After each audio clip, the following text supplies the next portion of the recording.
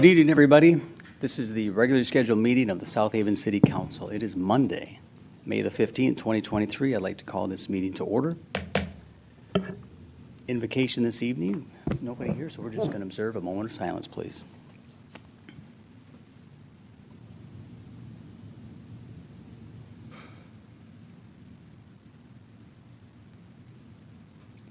Thank you. And now if you join me for the Pledge of Allegiance.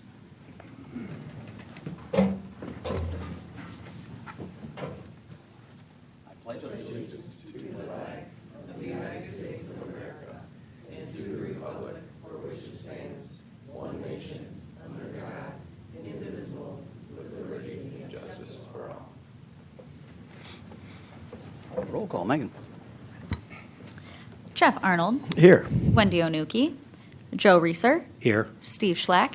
Here. George Sleeper. Here. Letitia Wilkins. Here. Scott Smith. Here, that takes us to the approval of the agenda. We need a motion to excuse Councilmember Anuki. Yeah, go ahead. Perfect. I make a motion to excuse Councilmember Anuki. Second. Motion and second to excuse Wendy. All those in favor say aye.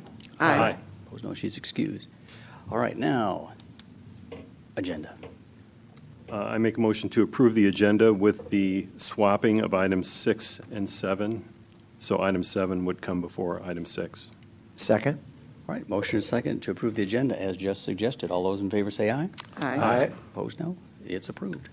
All right, so next we're going to have a presentation from the American Legion Auxiliary, Post 49 of South Haven. And I think we have Miss Mary Fitzgerald here this evening. And thank you very much for coming. Thanks for having We me. appreciate it. And I think Natalie's coming up as well. So,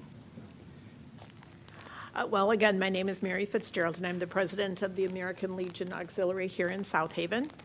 The auxiliary has several missions, but our biggest one is service to the community, so we really enjoy that part.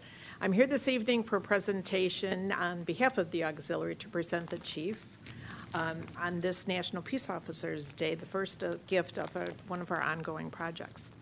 I understand that at a recent council meeting that the director of the Van Buren County Domestic Violence Coalition spoke on the impact of domestic violence on children. We took that and ran with it and started a project to collect some stuffed animals for all of the police cruisers. We know that at a time of need that this will provide comfort to the children, so that's important for us. So on behalf of the auxiliary, we'd like to give you the first two for your cruiser.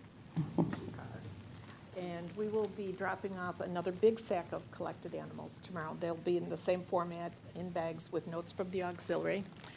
And we're donating these to a number of emergency organizations in the community. So South Haven Police Department being one, the fire departments, sheriff. So, thank you. that's a thank you.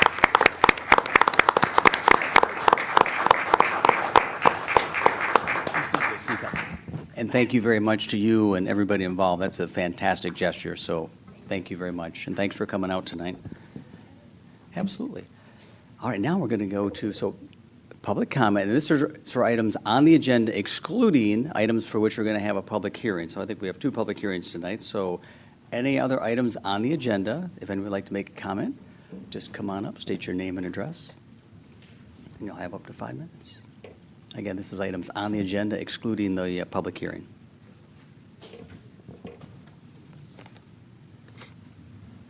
Mary Hasley, 726 North Shore Drive.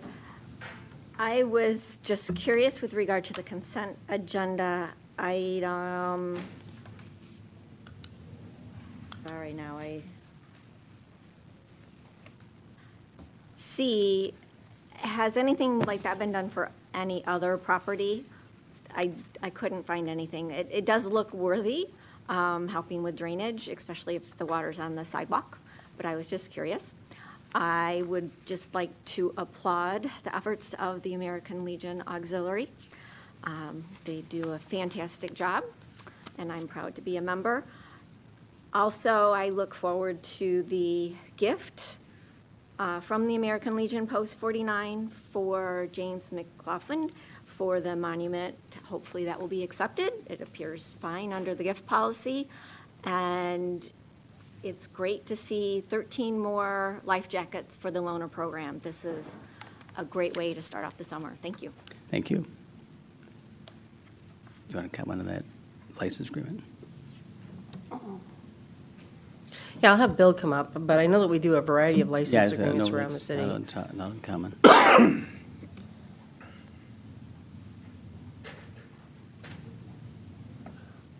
Thank you, Your Honor, City Council. Yes, we do a lot of these license agreements throughout. A lot of it has to do with, for example, if you have maybe you have to travel some in the right-of-way to get to it might be a manhole for sanitary or storm, or a water line that runs because the water service itself isn't abutted, your property doesn't abut the right-of-way where it's in, and you have to do a long run.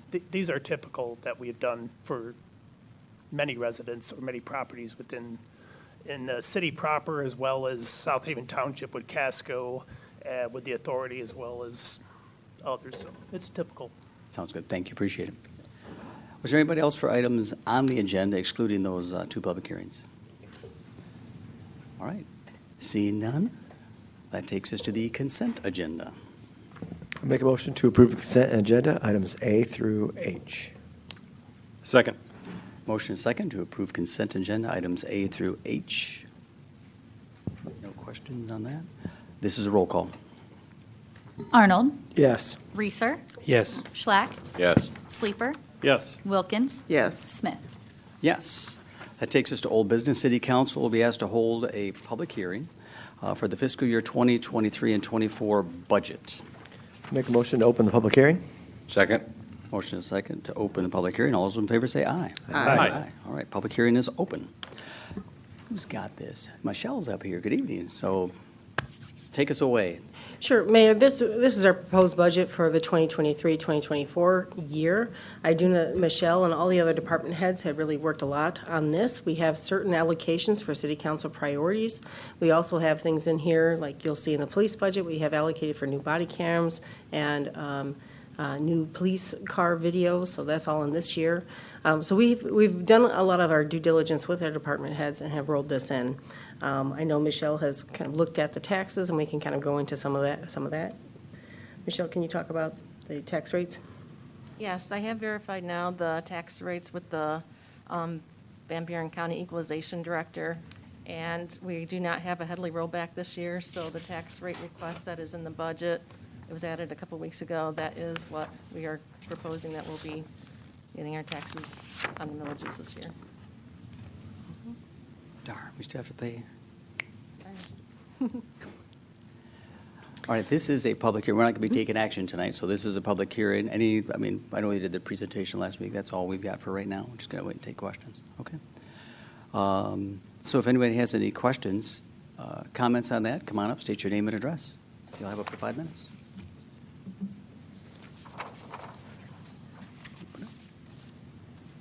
Going once, going twice.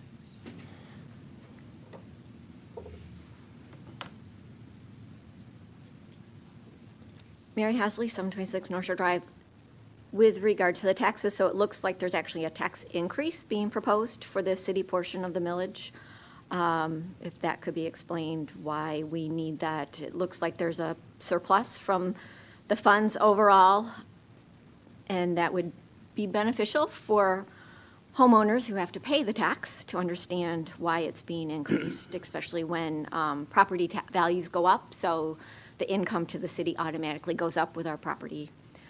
Because this would be above, on and top of that, is my understanding. I'm concerned with the marina funds and other funds in the enterprise and internal revenue fund, service funds. They seem to be operating at a deficit, and I do not understand why. There's a wait list.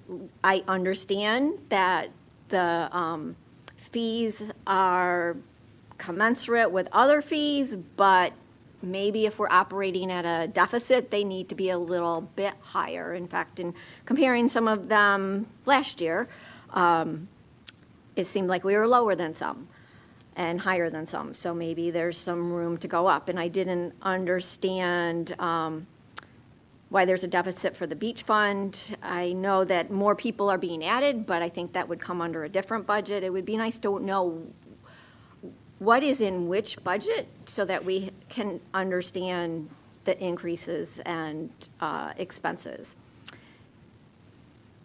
And I didn't understand what appears to be a huge loss for the sewer fund. I know a lot of work is going on, but in looking at the CIP, there also looks like there's a lot of projects, and it just wasn't sure. Some are in the city, some are outside the city. It's just not clear and I understand needing to be brief in the presentation materials, but if you get down into the weeds, it's not clear, and it would be nice to know as a taxpayer, what exactly are we paying for the sewer fund, and what other jurisdictions are paying for work that is in their jurisdiction versus our jurisdiction, to kind of spread the pain and the wealth, so that the citizens of South Haven are not paying more than their fair share for the amount of work that is not necessarily helping the city.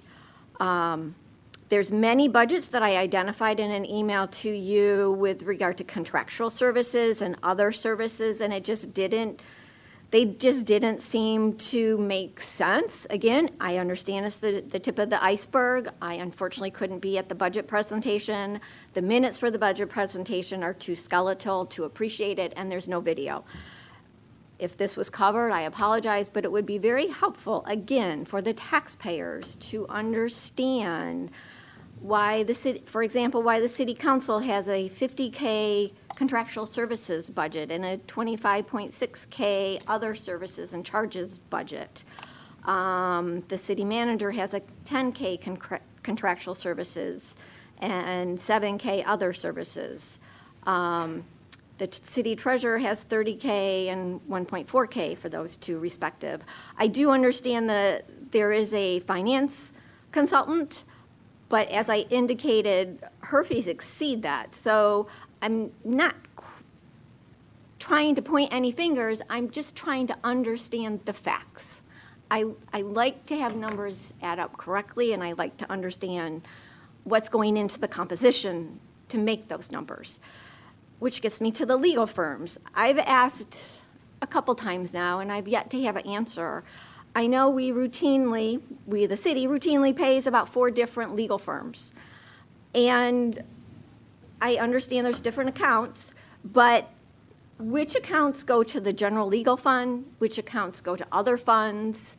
If someone following it should be able to do that on the published information, but it's not there. I also noticed that the firefighting fund went up. There is no way I want to short Shays. They are the top notch. I am a beneficiary of their services. They are great. But I know they're no longer doing the beach flag, so it seems like fees would come down that way. So again, I'm looking at, I know what certain expenses are. I'm guessing where they go. I could be wrong. It would be nice to have that clarity. Last but not least, I saw in the priority list, there was a $15K budget for STRs. Would you please explain what that's for? Thank you. Thanks for your comments.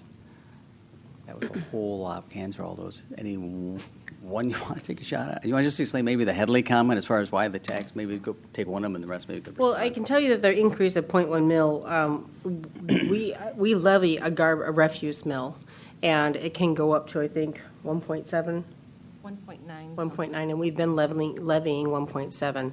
With our new contract with Bestway, they are charging more for the same amount of service, so, which is not unique, considering that we did not have a new contract with Reliable slash, I can't remember the other name, but Reliable for 20 years. So we had a difference in costs. So we are levying that additional 0.1 to cover the cost for the Bestway contract, which is, we can go up to 1.9, but we're going up to 1.8. The enterprise and the internal service funds will have some years where they have increases in fund balance and other years where they have decreases in fund balance, but you're looking at the overall assets to the position.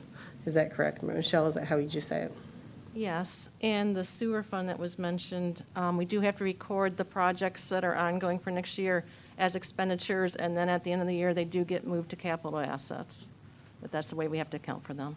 Yeah, and that's upon our, working with our auditors, what they're going to need to see from us. We do have a number of budget items that cover work on the city council priorities. That is the 15,000. That's going to cover any kind of legal expense or the facilitator that we've been having with our workshops. So we set aside an estimate of that kind of time and money that we're going to be putting towards that. It's not accounting for city staff time because we're already being paid, but if we're going to take on any consulting or anything like that, that's an amount that we put in there. And of course, any budget, of course, is our best estimate as to what's going to happen. We do have fund balance on many different places to account for those shortages. I did hear the question about where do we allocate the legal fees? Well, all of the legal fees that we have are going to be general fund. And specific funds, such as the STR fund, we are drawing those expenses out and allocating to that fund. But everything else is under the 101 fund, the general fund. And then we do have consultant costs because we do have a number of specialized funds. Our South Haven Area Water Sewer Fund, we do have Rosemary who works primarily on just that. It is a complicated authority with many jurisdictions, and that's where she spends the primary amount of her time, unless she's dragged off on maybe a singular project, but that's her time. So that's where we have those training dollars. I'm sorry, I should also say we have training dollars for city council. I know that George and I were able to utilize some of those going up to the MML conference. We make that available to city council. I know Wendy has also taken advantage of some of those training dollars as well. Sounds good. Perfect, thank you. Were there any other questions, public questions on this? I should also mention one last thing about the increase in the firefighters fund. Shays is, again, another authority that the city is a part of. Unlike the townships that do levy a millage to cover their firefighting and their EMS response, the city does not levy a separate millage. That is a percentage that comes out of the operating agreement, or, I'm sorry, the originating agreement that we had signed. So we take a percentage that's decided by that agreement, and it's based on population as well as property taxes. So when you see your property taxes go up, you are going to see the Shays contribution go up. Right. Those are my comments. That's perfect, thank you. Was there anybody else? Going once, going twice, no. Close public hearing. Make a motion to close the public hearing? Second. Motion second to close the public hearing. All those in favor say aye. Aye. We're closed. All right. Next, City Council will be asked to take the following actions regarding a proposed ordinance to amend Section 1406 of the zoning ordinance to allow the Planning Commission to extend a site plan approval for up to 12 months. And first, I need to have a motion to open a public hearing. Make a motion to open the public hearing. Second. Motion second to open a public hearing. All those in favor say aye. Aye. Opposed, no. It is open. Griffin, good evening. Good evening, everyone. Thank you for the opportunity to bring this back before you. As you mentioned, we are discussing a proposed ordinance amendment regarding Section 1406 of the South Haven zoning ordinance to provide new regulations regarding the expiration of site plans.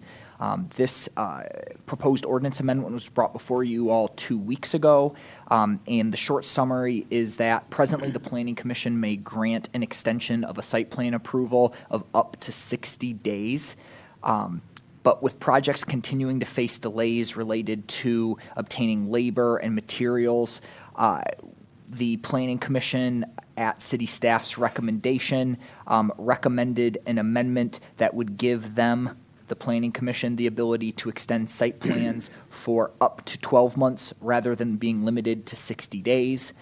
This would give the Planning Commission the opportunity to hear from applicants when certain challenges arise and determine whether or not they're reasonable to seek these extensions and to try to provide some flexibility and support for these projects that had been previously approved. So the Planning Commission reviewed this proposal on April 13 and voted to recommend it to City Council, who it was introduced by 2 weeks ago. This evening you'll be holding a public hearing, and staff's recommendation is that you all consider adoption. Happy to answer any questions. Perfect, thank you. Well, this is a public hearing, so if anybody would like to speak on this topic, come on up, state your name and address, and we'll talk about it. Going once, going twice. Looks like we've got nothing. Close it. Make a motion to close the public hearing? Second. Motion second to close public hearing. All those in favor say aye. Aye. Opposed, no. It's closed. Next, council will be asked to consider the adoption of an ordinance to amend Section 1406 of the South Haven zoning ordinance to provide new regulations regarding the expiration of site plans. Make a motion to adopt the amendment to ordinance section 1406 of the South Haven zoning ordinance, provide new regulations regarding expiration of site plans. Second. We have a motion. We have a second. Council comments, questions, discussion?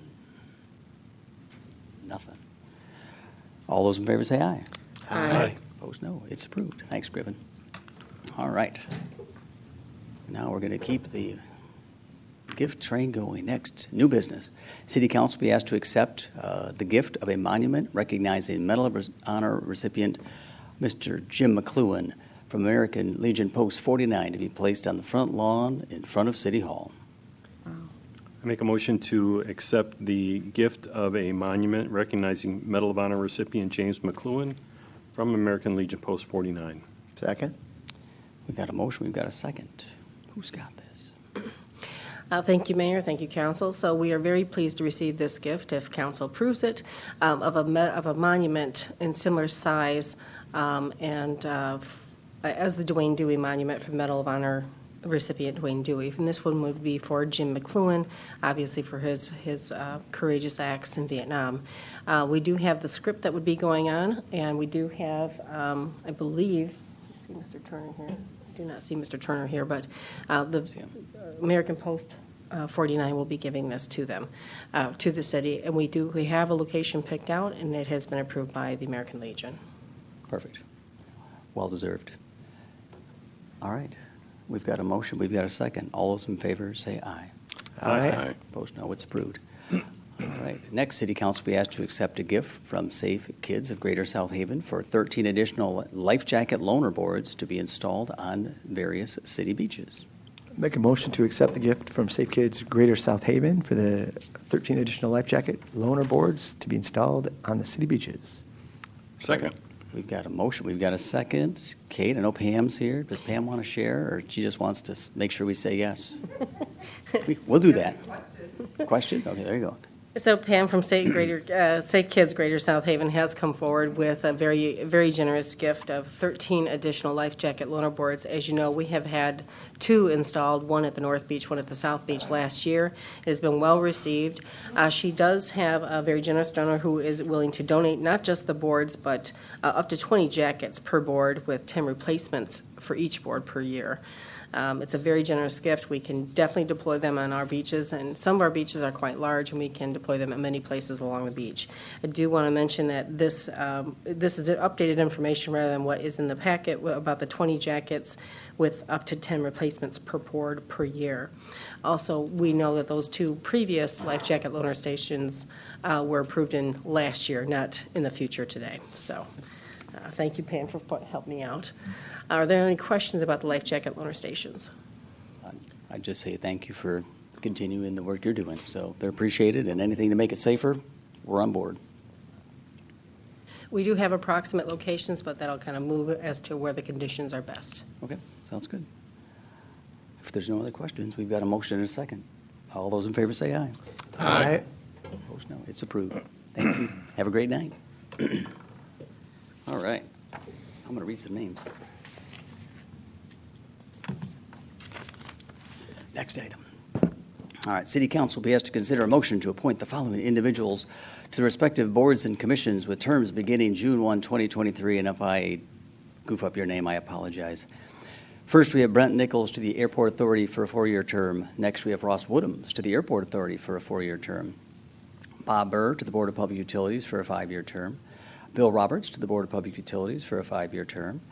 We have Michelle Argue to the Building Authority for a 4-year term. We have Kate Hosier to the Building Authority for a 4-year term. Andrea Olson to the Downtown Development Authority for a 4-year term. Todd Newberry to the Downtown Development Authority for a 4-year term. Kathy Pyle to the Harbor Commission for a 3-year term. Kevin Conway to the Harbor Commission for a 3-year term. Hayes Greer to the Harbor Commission for a partial 1-year term. David Cooper to the Harbor Commission for a partial 2-year term. We have Teresa Mahone Jordan to the Housing Commission for a 5-year term. Gretchen Spretzer to the Library Board for a 5-year term. Tom Fleming to the Local Development Finance Authority Brownfield Redevelopment Authority for a 4-year term.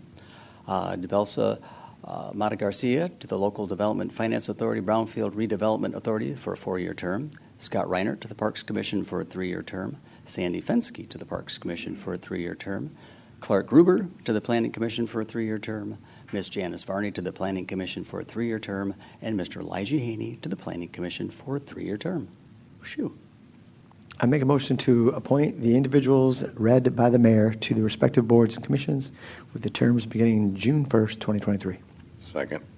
We've got a motion, we've got a second. There are a lot of good names on there, people donating a lot of time and effort. So I would just Very much say appreciated. we appreciate that volunteer effort. So we've got a motion, we've got a second. All those in favor say aye. Aye. Opposed? No. They're appointed. Thank you very much. And next, City Council will be asked to approve special event 2023-16, which is Oktoberfest 5K to be held on Sunday, September the 23rd, from 7 a.m. until 3 p.m., with a route that extends to both north and south beaches through the downtown and crossing the Dykeman Bridge. I'll make a motion to approve special event 2023-16, Oktoberfest 5K. Second? All right, we've got a motion, we got a second. Kate's here. I know Mr. Feeney's out there, just waiting to tell us all about it too, so. Thank you, Council. Thank you, Mayor. This will be a new event being sponsored by Harbor Light Brewery. This would be a 5K on September 23rd. It would take off from the back of the Huron Street lot. We've already talked with the farmers market to see if there's any issues there. So it would be starting on Huron Street / Center Street, heading north on Center to go across the bridge. Now, we did advise that this seems like a kind of a weird way to run the race, knowing that this bridge only goes up on the hour and a half hour. But they have cleverly designed a T-shirt or award saying that I got caught by the bridge. And you can get caught not only going across it to the west, you can get caught going across to the east. So this will be a very interactive race where they will be going through city streets and down through the North Beach and as well as South Beach. They'll be running with the traffic. They potentially may have an officer posted at the bridge. We'll have to see if that's needed, but they did agree to cover the time for that officer. I will share those amounts with them. But very neat event. Again, this will be September 23rd, 7 a.m. to 3 p.m. Sounds good. Would you like to share anything? Good. I figured you would. Good evening. Just state your name and your address. Tom Feeney, Harbor Light Brewery, 516 Phoenix Street. Just a point of clarification, the event is on Saturday. Oh, did I say Sunday? It says Sunday. Oh, I beg your pardon. Yeah, it's Oh. it's Saturday. We're really looking forward to it. We've queried many of the residents and other event coordinators and so forth, and we understand that this race not only includes both beaches, but it's the first event to cross the bridge and back and so forth. So we're very, very excited to kick this off, and we hope that it continues to be an annual event and bring people to the South Haven area post-season. So, Amen to that. thank you. Thank you. Appreciate you putting on the event. Tom, before you run off, you want to, I see there's a cycling portion, there's breakfast, you want to enlighten us on? The event is evolving a bit. The cycling portion is just a volunteer activity at this time. The cyclists will be given a couple of routes that they're free to travel as much as they want and so forth. Eventually, what we would like to do is expand this event as it takes off and so forth. Okay. You found the food part. Good job. The food part too, yeah. Very good. Anything else I think you're good. before I try to escape again? You're all good. Thank you. Appreciate it. The 23rd is right, just the day's wrong, so. So that we got a motion, losing it. Second to approve the event. Again, the date was Saturday, the 23rd. If there's no other, oh, yeah, go ahead. One question. One of my concerns is they're asking for assistance with traffic control from the police department and first aid assistant for the duration of 5K run. Has that been cleared with both those departments, and they're okay with that? Well, if they're going to request an officer, then we'll have their time, then they can forward. What we do is if we have to do a call out for overtime, we will have them pay for that. Right now, we haven't heard from that if that is needed, but we will, if that is needed, we will post the time and they'll cover that cost. As for Shays, for the first aid, I believe they were setting up their own first aid and calling Shays as needed. Well, on the application, they're requesting assistance with traffic control from the police. Yeah, as we have sat down and met with them, and we have talked about the need to have a police officer at the bridge, and we're also, they've also talked about having a dedicated volunteer there, so that plan will be evolving. Okay, thank you. Anybody else? Nothing. All right, we've got a motion and a second to approve special event 2023-16, Oktoberfest 5K. All those in favor say aye. Aye. Opposed, no. It's approved. Thank you again. Appreciate it. Next, City Council is going to receive an update from our Police Chief, Ms. Natalie Thompson.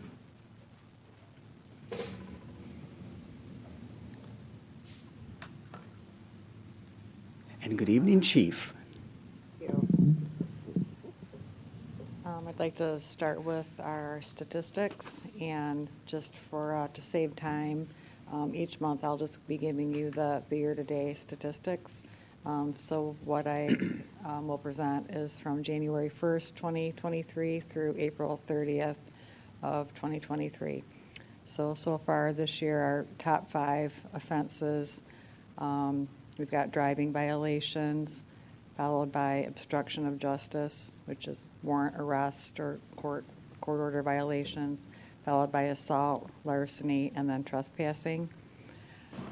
Our person crimes, top person crime for the year so far is assault. We've had 35 of those, and then 4 sexual assaults.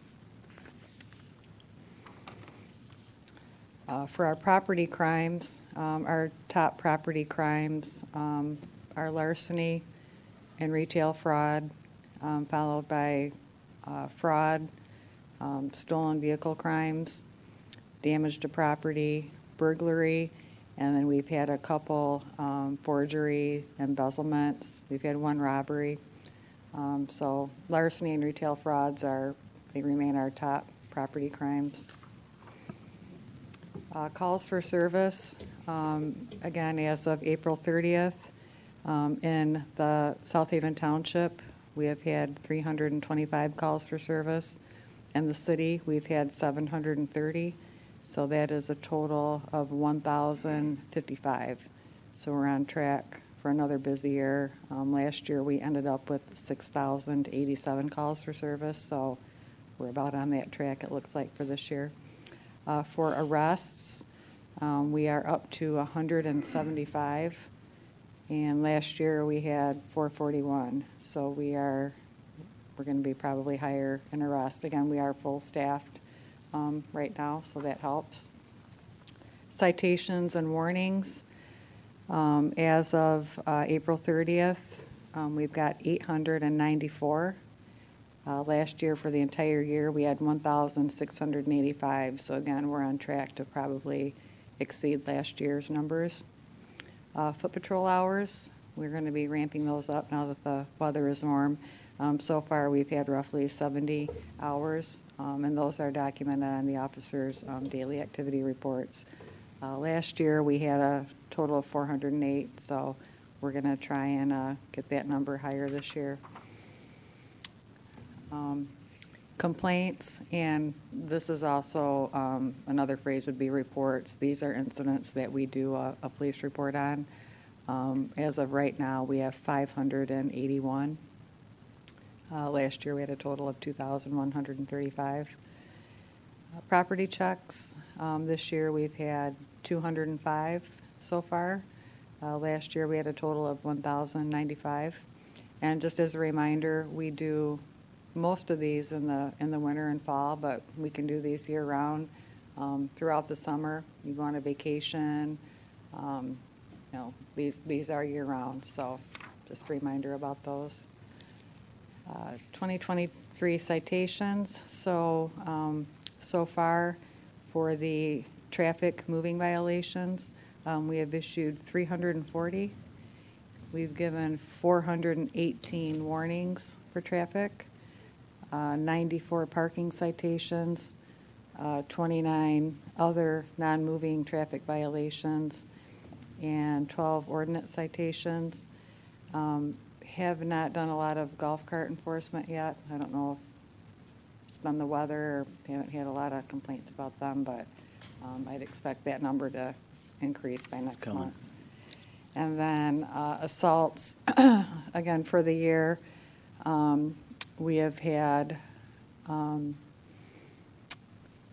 let's see, 18 domestic assaults and 16 non-domestic assaults.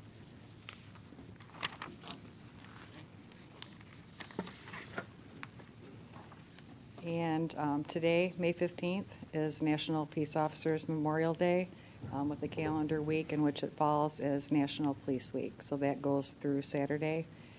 This was proclaimed in 1962 by President Kennedy and established by a joint resolution of Congress to pay special recognition to those law enforcement officers who have lost their lives in the line of duty for the safety and protection of others. We've got a few events at the police department this week, a couple organizations, a few of the department members. We're going to be having some luncheons, a couple dinners for the officers. Say thank you. New information center staff. We finally are fully staffed in our information center. Ms. Caden Coles was hired. She's filled our open full-time position at the information center, and she's progressing very well through her training. So we're happy to have her. Directed patrols have gone out. Again, officers will be conducting directed patrols as summer approaches to address specific areas of concern. I received one today from the city manager. So again, these are specific areas where we're seeing traffic issues, or if residents, want to make us aware of a particular area.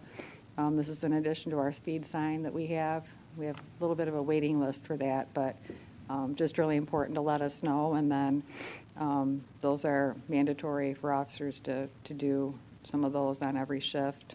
And also, as I said, foot patrols will also be increased as time is allowed by calls for service.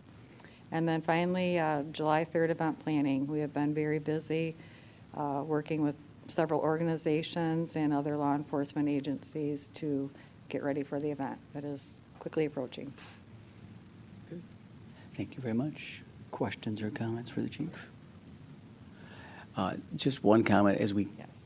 Every time I've chatted with a local business we talk about responsiveness, police and fire and whatnot, we continue to get kudos about response time and just your officers and your willingness to be proactive, you stop by and visit these businesses. So keep doing it, and thank you for what you're doing. So it's being recognized. So thank you. Pass it on. Thank you. Thank you.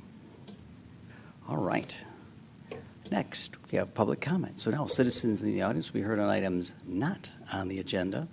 And again, you'll have up to 5 minutes. So if there's something you'd like to share with us, come on up, state your name and address.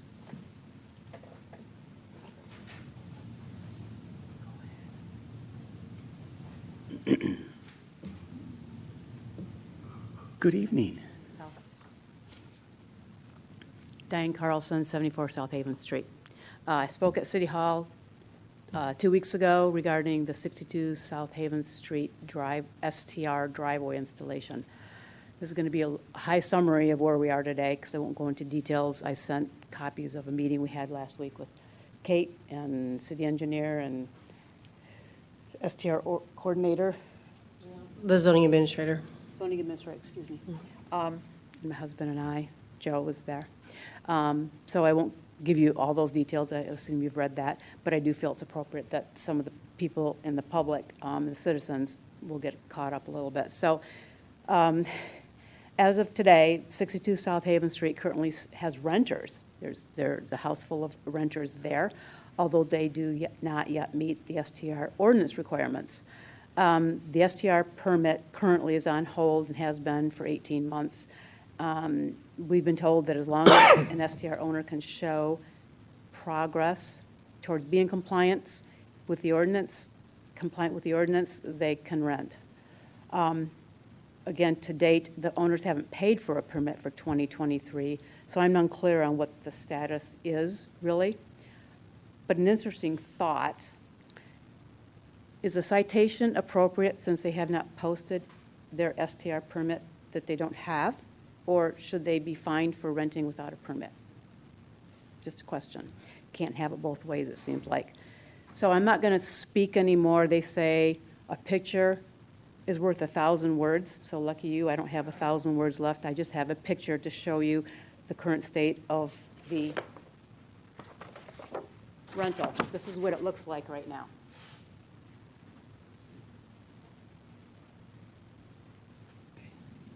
Should keep that up here. Thank you. Okay, Thank you. thank you.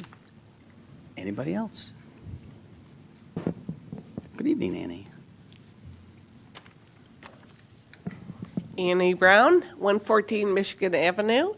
I hope everyone had a happy Mother's Day this weekend. I'm Annie Brown, and I'm running for mayor of our great town. I've lived in South Haven for about 35 years. My husband, Jeff Vilbrandt, and I live in our home on Michigan Avenue year-round.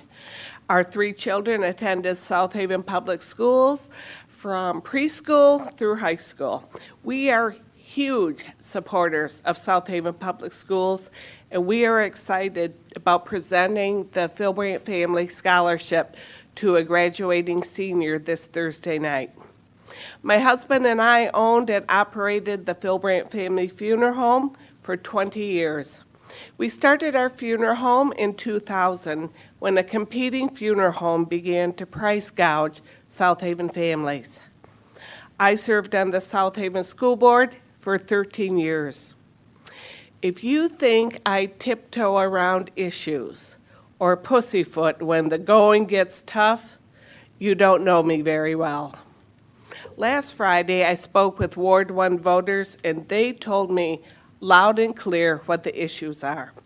We need more housing for all households, college graduates, waiters who work at our restaurants, and all types of families who are choosing to live in our great town. Families are telling me to bring more industry, manufacturing, and jobs to South Haven so we can continue to stay strong. The election is August 8th. I'm eager and willing to work with anyone to solve problems and continue to move South Haven forward. I'm ready to roll up my sleeves and get to work. Thank you. Thanks, Annie. Appreciate it. Was there anybody else?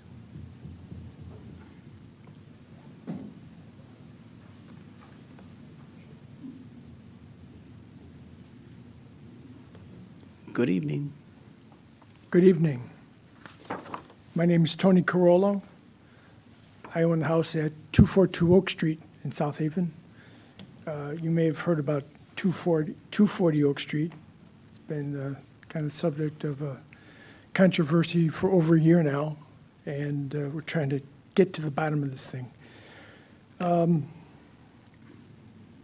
September 26th of 2022, the ZBA appeal that we presented overturned the decision of the city to allow the expansion of that non-conforming outdoor kitchen on that property at 240 Oak.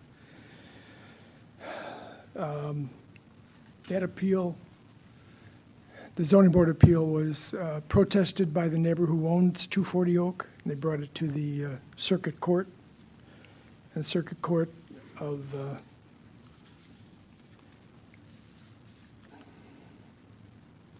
Van Buren Court, 36th District Court, found in favor of the city, who had to defend the ZBA decision to uphold the removal of a portion of the non-conforming outdoor kitchen, 7 feet of that kitchen. On March 30th, we met with Kate Hosier here to discuss enforcement of the ZBA and court decision. No deadline was set at that time. There was a letter issued stating that on May 1st, they had until May 1st to remove the kitchen. Although the letter was very weakly written from the standpoint The last line of the letter said, "If you do not believe this is possible, please contact me at your early convenience and we'll discuss an alternative timeline." Still don't know what the timeline is. We were informed informally by Kelly that it'll be sometime over the summer. We seem to be treating these people who cost the city an awful lot of money, and me personally an awful lot of money, with kid gloves, and I don't understand why. I would think they've known this should have been taken down a long time ago, and they should have been dealing with it a long time ago. But at this stage, I guess I would just like a date certain when the enforcement will take place and the kitchen will be brought into code. Thank you. Thank you. Do we have, we don't have anything, yeah, I mean. I do have an update, and I apologize, Mr. Corolla, for not getting back with you. We did send a letter letting the Johnsons know to remove the structure by May 1st. They have gotten back with us. They have hired Coastal, I think, landscaping regarding the project. And they're working with them to remove it, but however, most of the structure is masonry and would require a mason to deconstruct the parts that don't have to be demolished. So they are looking, they're working with a contractor, but the contractor could not do it by May 1st, but they're looking at June or July estimate for the demolition. We have talked with Johnson's and asked them, they do not have permission to utilize the pizza structure in this time. So right now, we're just waiting for a masonry contractor to get out there and deconstruct the part that will not be staying, but there is a portion that will be staying. So I apologize I did not get back with you, Mr. Carollo. Understand. Thank you. Okay, thanks for coming. Was there anybody else?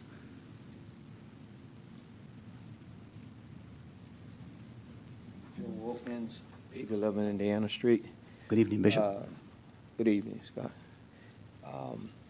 I just wanted to make a couple comments. One, that the summer is fastly approaching, and I want to give kudos to the city staff, those that are responsible for helping keep the city nice, especially the parks. That's always, sometimes we overlook that, but that's an important job that the city does, the city staff does, to help keep this city nice. And so I want to give kudos to them. I am a little frustrated with all the road work. I had to pull into a business today while they were spraying tar down. And I had no other option but to turn into all that tar. So I'm hopefully we can get the road work done pretty soon. Well, the guy was kind enough to say you can use some W30 and spray on your car, it won't hurt your paint. So to get the tar off, but hopefully we can get that stuff taken care of. Again, I'm going to use every opportunity to encourage your residents to stay engaged, get off the sideline, render a vote that they think is best in the best interest of this city. And so I'm going to continue to express my confidence in the citizens of South Haven. I live in Ward 1, and to see what's happening in Ward 1, the gentrification and everything that's going on, and being overtaken by STRs, I can tell you that a lot of people that I talk to in Ward 1 is concerned with more than just jobs, affordable housing. They want families here, and they recognize a lot of the other contributions, or that's a lot of things that's stopping that. So STRs and how we dealing with STRs is right at the top. At least the ones that I've talked to in Ward 1. That's right at the top of their concerns. So I want to encourage the residents to get engaged and make sure they they recognize what, before they render their vote, who their candidates, what they're standing for, because it's going to dictate how this city go forward. And so I want to just continue to encourage them. And again, my closing comment would be, again, Scott, I know you don't need this. We have bumped heads a lot, but we never, I don't think we lost respect for one another. So again, I'm going to say job well done. And as you get ready to sign off here soon, time is moving fast. But I'll leave this with you. One thing that stood out, and I will always be grateful for your work at the center. My son broke his finger. He was scheduled to play varsity ball as a sophomore. And my son, the last game of football, getting ready for basketball, he was going to start as a freshman on varsity basketball.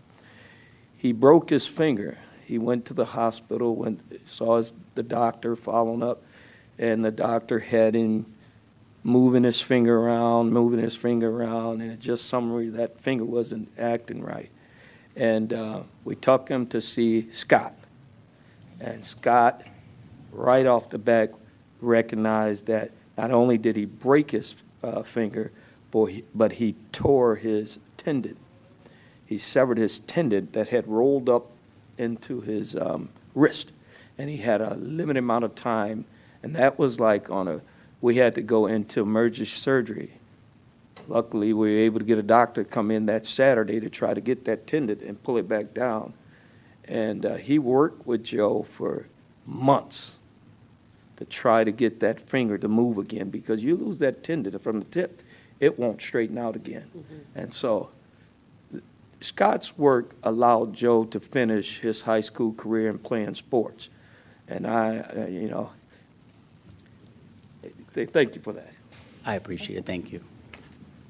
It's my day job, so I got to pay the bills.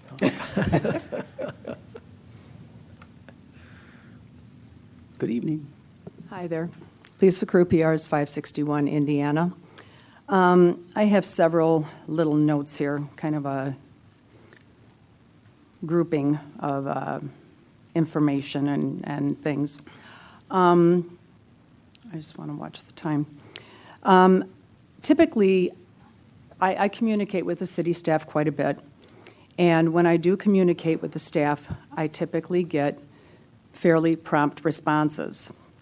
I've sent a couple emails over the last 2 weeks that I have not heard back from, but I'm pretty good at following up. We've been told as residents, when we've spoken with city staff, we've been told that we are the eyes and ears of the community, and they appreciate us coming to them with issues. And they depend on that, which basically tells me that they can't be everywhere all the time to see things that are going on. So that has been said to me a couple different times by city staff and to other people I know. However, it has also been said here at meetings that city staff could do their jobs better if there weren't so many calls and communications from residents. I was told by somebody at the city that, can't remember, at that particular time, I believe it was said that, let's just say 40 to 60% of their time was devoted to getting back on communications, and that takes away from their time doing their jobs. But on the other hand, they appreciate our eyes and ears. So which is it? I feel like we're kind of getting our hands slapped by them telling us that if there weren't so many communications, they could do their jobs better. So if there are so many calls and emails, something is wrong. I believe, number one, or 2 or 3, whatever it is, that there are too many STRs. It's an awful lot to manage that. There is too much construction, too many mistakes made in construction, STR situations, like this certificate's on hold, and there's renters in the house. unfinished buildings were added to the number of residences we have here so that they could raise the number of short-term rental certificates. That is literally, that's just unacceptable. We can't even keep up with what we have. I'm also told that contracted inspectors, I know we have a contracted inspector. We used to have a city inspector, and it was my understanding that that position was eliminated because as a cost-cutting thing. So we have a contracted inspector, and I'm believing that our inspector works in other jurisdictions. Is that correct? Yes? No? Well, I'm assuming if he's contracted. So I was told by a site man, or somebody who was at a work site, excavator, person running the excavator, I was told that when they work in so many jurisdictions, they have too many guidelines and regulations to keep track of. And basically, how can they do that?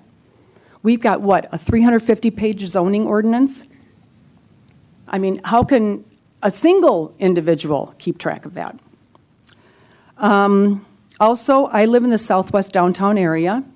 I think if I'm fairly accurate on that, I think we have 35% of the residences are short-term rentals. There is a ratio in this city of 1 to 5 STRs to residences. 1 to 4. Okay, 1 to 4. So 1 out of 5 homes, 1 should be an STR, correct? I got that right? In our area, 1 of 3, or more than that, if you're going to go up to the 40%, it's probably edging towards 40% in the southwest downtown area. I would like, if anything, I would like the 1 to 4 ratio to be met in each of the areas, especially ours. We need to start getting back somehow. And that's time. Thank you very much. Okay, Appreciate it. thank you. Thanks for your comments. I'll just comment on your comment about getting a hold of city staff or any of us. I would always encourage people to please contact us anytime. I mean, I don't care if that's in person, phone, email. I think all of us would say, please contact us. And obviously, staff wants to hear from people, so please contact us. Anybody else?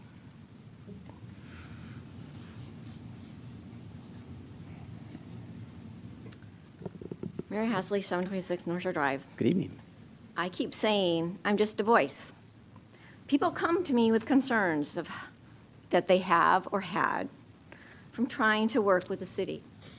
You may not believe this, but it's true. I do not go looking for problems. They fall in my lap. And why is that? Because people know that I care about the facts, and I will continue working until I get the facts. If it requires the FOIA, I will file a FOIA. Do I do it to cause work? No, I do it to find the facts. And why do I find the facts? Because I think you hear time and time again, we are not all seeing the same execution of the laws against ourselves. And why do I say that? Because of a good friend of mine, Linda Schubel. She and I go way back, and I walked around with her on the south side of the river one sunny Saturday. And she was showing me everything, and we couldn't even walk on some of the sidewalks because cars were blocking them. So knowing of all the issues going on in the city and things coming, being challenged out of the planning department, I asked her to come and talk about her experience. Unfortunately, she couldn't, but she did agree to write a letter, which I'm reading just now. So in 2017, and when I say I, this will be Linda, I asked for a variance when I built a new garage. I asked to build it in the exact location where an existing long-standing garage was. This location is at the rear of the property, and neither my house or my neighbor's house or any other existing building is nearby. My request was denied, and I was instructed to build according to the existing setback regulations, 3 feet off of lot line. It was suggested that I could repair the existing garage, which made no sense whatsoever, since it wasn't on a foundation, the cement floor was broken and heaving, and honestly, a good wind might have blown it down. To be truthful, this angered me. I detest playing games to get around the system, and quite honestly, it would have cost more to save the existing wall than to knock it down in its entirety and build a new one. Yes, I would have had a garage in the desired location, though. After my request, another property owner asked for a variance for a home they were building. Questions were asked them. Did they buy vacant property? Did they have a house designed for the property? Why didn't they just have their designed house meet the regulations of the city? Well, because they really wanted a particular aspect of this design, and I'm afraid I don't remember what it was, the variance was granted. I can't help but feel that this wasn't fair. Yes, the city will certainly get more tax revenue from their build, but that my garage wouldn't give them, but still, it sure felt like the permanent resident was slighted and the new build was given preferential treatment. A rule is a rule, and it should be applied fairly to everyone to adhere to. I don't feel South Haven does this, and I haven't a clue how they justified this. And that's from Linda. I would like to end with a recent experience. I was asked, what are my expectations? It's quite a loaded question, actually, and I could not immediately answer it in an efficient way. But as I've thought of it, the answer that I've come to is everyone treated equally through fair and equal application of our ordinances using reasonable interpretations of the plain language. There's currently a zoning recodification happening right now. I have identified areas where there have been substantive changes. The response is, and I've asked for track changes. The response is it's too difficult, although I've shown it was quite easy to do so in certain areas where there was a significant difference, where a non-classified use was no longer going to go before the ZBA with a public hearing, but summarily addressed before the Planning Commission without a public hearing. Now, how does that help residents? It doesn't, but it sure does make staff's life a lot easier. And now, what I hear is, well, the language needs to be more clear. No, actually, the language is fairly clear. But the change in the language will make it much easier for staff to do things without residents' input. From what I have been seeing for what has been being discussed at the subcommittee level. Now, all I see are the minutes. I do not know all of the intricacies that went into it, but based on the minutes, we are losing rights. Things are not getting made easier. Thanks for your comments. And nothing much to add there, Mayor. I mean, I know that George sits on that subcommittee, but I can tell you these are proposed changes, and like I've said many times before, there must be a public hearing at the Planning Commission as well as a public hearing before this body, before anything is adopted or changed. Perfect, thank you. Was there anybody else? Going once, going twice. All right. City manager comments. Thank you, Mayor. Thank you, City Council. I do have a few things, and thank you, Pastor Wilkins, for your kind comments about the park system. I do know there was some concern about the state of the cemetery over Mother's Day weekend, and I do want to let people know. We did have some folks working in the cemetery. It's a very large cemetery, by the way. We did have folks working there throughout the week, but we were called off for other tasks. And however, we had all of our group going out there Saturday to go out there and brush up the area for the holiday, for Mother's Day, but unfortunately it rained almost all Saturday. I think it was raining from 8 a.m. to 4 p.m. off and on. So our apologies for that. I know we have staff through there coming up all of this week, and of course we'll be prepared for Memorial Day, but we want to stay on top of it. But when we have kind of those rain events, we just can't get out there and get that done. I did also want to let staff, the city council know that we are going to have an updated schedule from Kids Corner. It's going to be a little bit longer. We were hoping to have this opened up and ready to go before Memorial Day. We're having some delays with some of the materials, so we're looking at a June 9 opening potentially. Of course, that's going to be moving. As we get close to the date, we will let you know for ribbon cutting so we can have council members come on down and get that done. I also wanted to let council know and the public know that we're looking at a second STR workshop. That would be on Monday, June 12th at 6 p.m. And this would be pretty much focused on looking to see what council's looking to have changed so that we can take some guidance as staff. And if there's any changes proposed, we would have good goalposts to work with to draft something for council's consideration. So that's what we're looking for. It'd be something similar to what we did with the food trucks, where we'd have a number of topics and kind of tease that out from council members. I do anticipate Mr. Mark DeRue to be in attendance. We also are working with the South Haven Charter Township on a housing plan. So this is a targeted housing plan for our area with one of our closest neighbors that we share a lot of our services with. That would be Thursday, June 8th at 7 p.m. Again, both of these, I should mention, we do not have locations set. We will have them up. They are both posted on the city's website. We are going to finalize those locations here shortly. And for my last comment, I will be out of the office from 5:22 to 6:05. I'll be here for that city council meeting, but Griffin Graham will be in my place, and if you need anything, I should be around, but I'd like to take that time and just be away. So Griffin Graham will be your contact while I'm out. Thank you. Those are my comments. Thanks, Kate. Any questions for Kate? Nothing. All right, city council comments. I'll start on my left. What's going on at school? I was just going to say, you never start on the left. I'm going to start tonight. Well, I wasn't going to make a comment, but I am excited about the summer and the school coming to a close, and I'm sure Mr. Arnold is. I know the kids are. They can't wait. And I do want to say to the chief, good job with your department. And that's all I have to say. I'm just ready for summer. Amen to that. Just wondering if city staff can get a little WD-40 on Mr. Reeser's chair. It squeaks quite a bit when he rocks. Okay. You can't hear it. That's all I have. Maybe he can borrow something. My comment is just that this is one of those good city council meetings. We got stuffed animals for kids. We got life jackets for kids. We got a plaque for Jim McLuhan. We had 23 people willing to volunteer for our committees. So this is just one of those really great city council meetings that you like to participate in. That's just my comment.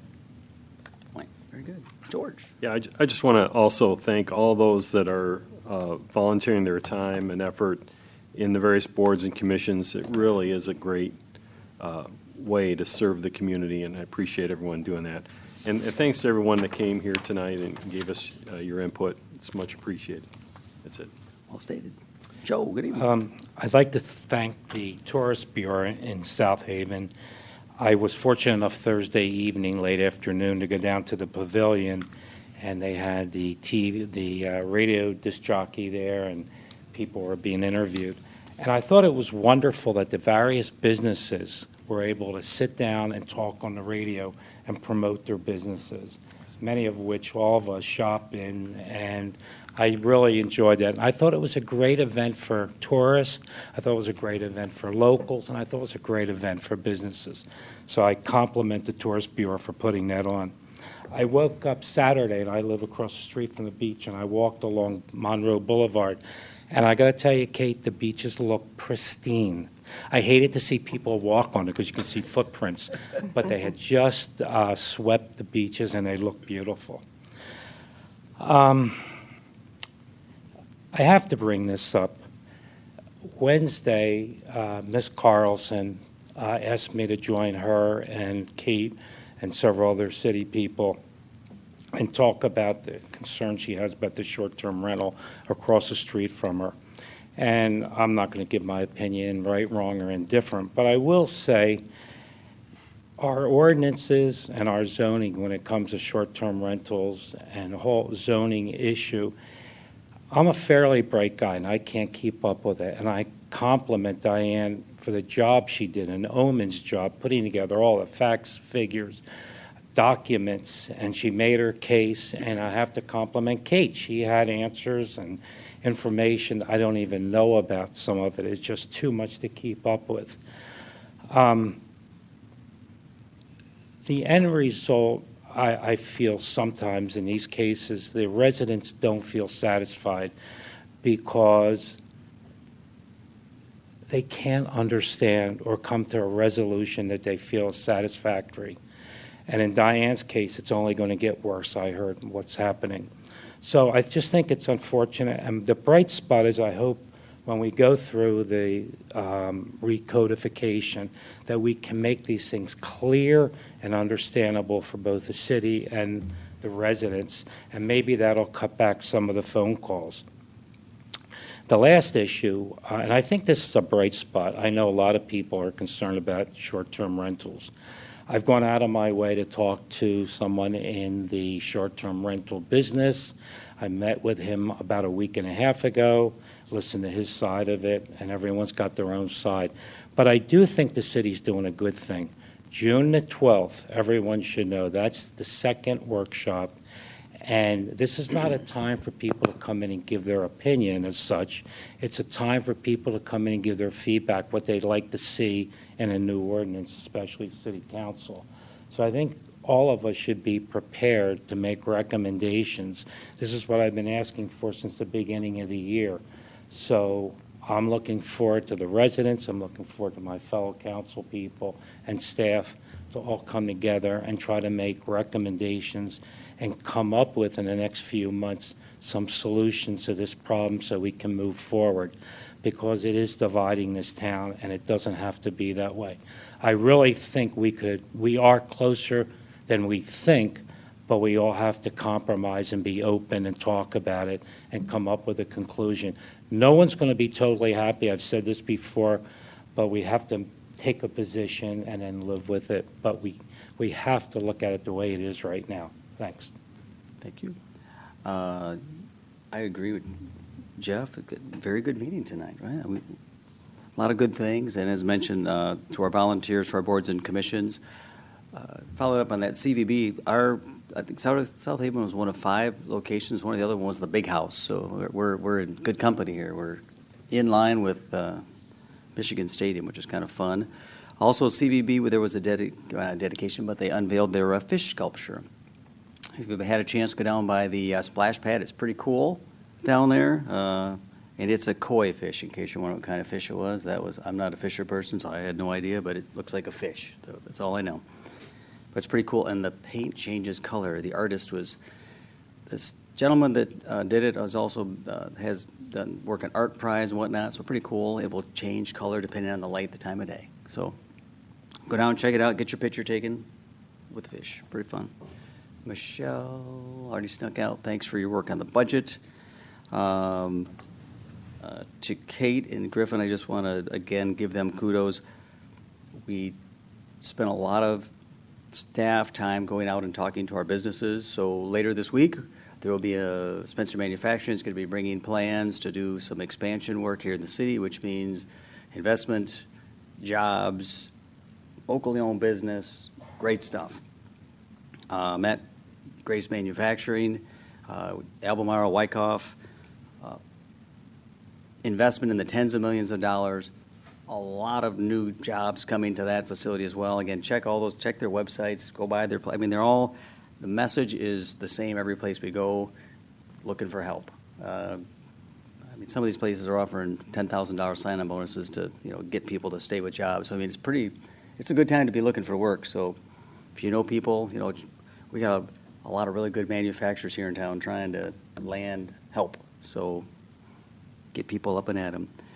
And finally, just before here, I was down at a T-ball game, and it's been a while. If you want the best stress reliever in the world, go watch a T-ball game. The first hitter of the day stepped up, smacked it good, and then ran and chased the ball down to pick it up to give it to the kid. Anyway, so there you go. Watch a T-ball game. That's my suggestion for the day. I'll seek a motion to adjourn. Make a motion to adjourn. Second. Motion second to adjourn. All those in favor say aye. Aye. We're adjourned. Have a good night, everybody.